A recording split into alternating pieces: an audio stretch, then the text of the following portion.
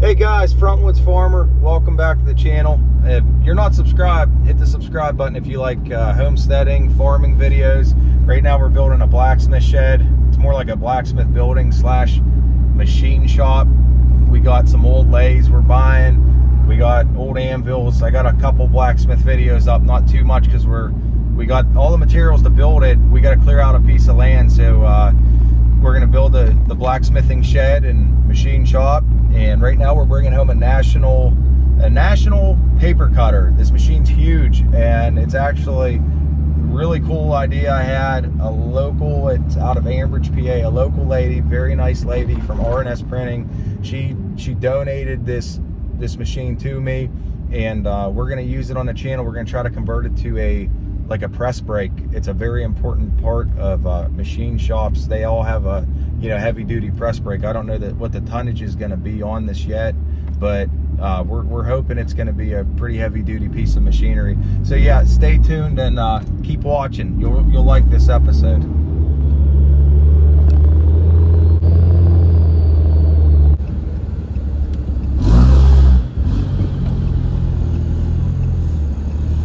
Got the machine offloaded, and before we go over all the features, the blocking kind of kicked out from underneath of it, so I got to bring it up on each end. And once we get it back on the skids, I'm going to show you guys like how big all these gears are and how industrial this is. This is a really cool machine.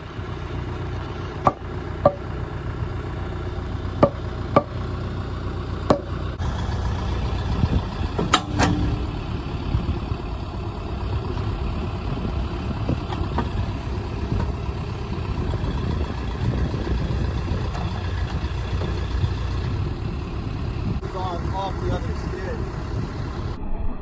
Whoa.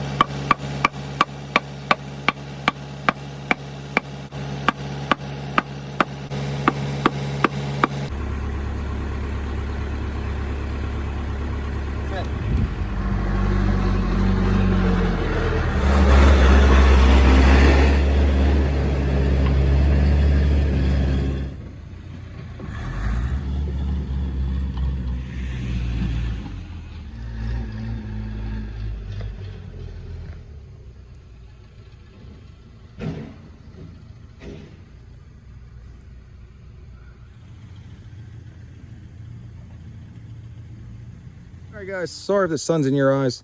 We just got it on the blocking. You saw it slipped off a little bit. We're gonna cut this piece. We got to get it bolted down another day. So this is what I'm saying. This was like the coolest machine. You know how big, bug, and fancy are. And if you just check out the gears, the industrial art into it, even the art aspect, it's amazing.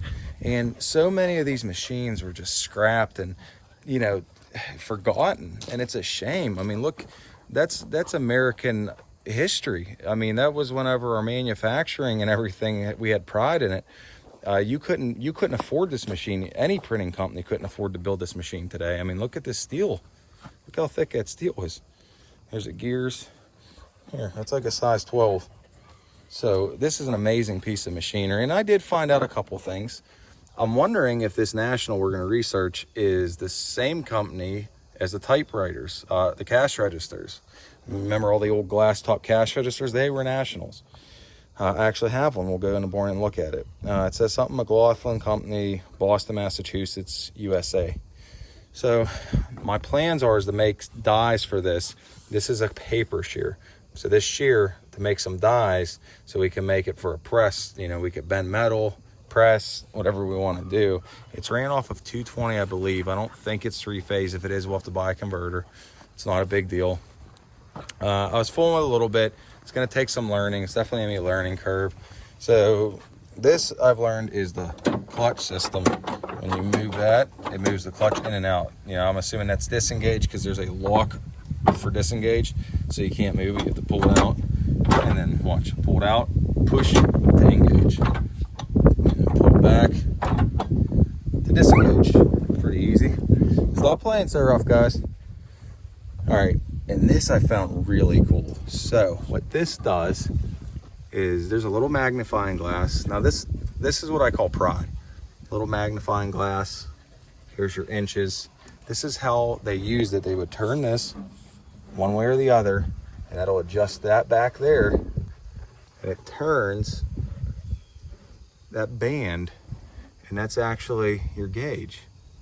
So you can see what size you want to cut your paper. This says pressure adjuster. I'm assuming it's your pressure. So I don't know if we're gonna be able to make this an actual brake. I'd hate to make it into a metal shear. I don't really need something that huge for a metal shear. So I got this figured out, the clutch system. This I didn't really spend much time on. I can't assume to figure that out. Or this, all I know is you push this and it's just pumping that out, but then you could pull this, and so that might be like a lock. You pull it out and push it in. So yeah, that's what we did today after work. We brought this home, used one of my good buddies to tow it.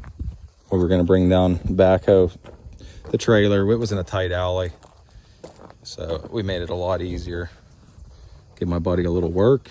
He did us a favor. It worked all out for both of us.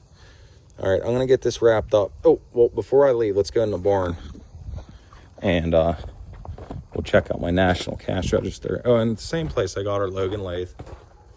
You guys seen that video yet, or if I posted it? If you haven't guessed, I like the farm and homestead, but industrial art, blacksmithing, machine work, things America were built on, that's one of my favorite things. It's like my hobby, you know. There's another thing. I got these out of a guy locally. These came out of Pittsburgh. These were street. It's out of Pittsburgh, Pennsylvania.